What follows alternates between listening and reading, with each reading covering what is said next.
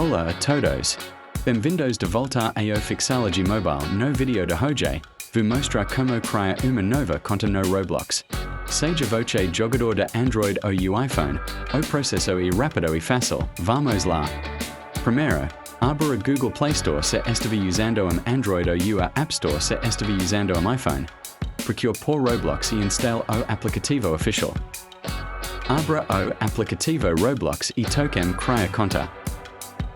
Na tela de inscrição, você precisará inserir sua data de nascimento. Insira nome de usuário exclusivo. Novo, selecione seu gênero. Segura, toque continua. Digite uma senha segura. Após preencher todas as informações necessárias, toque ou clique cadastrar-se. E isso aí. Se este vídeo te ajudou a criar sua conta no Roblox, dê like e se inscreva no canal Fixology Mobile. Obrigado por assistir.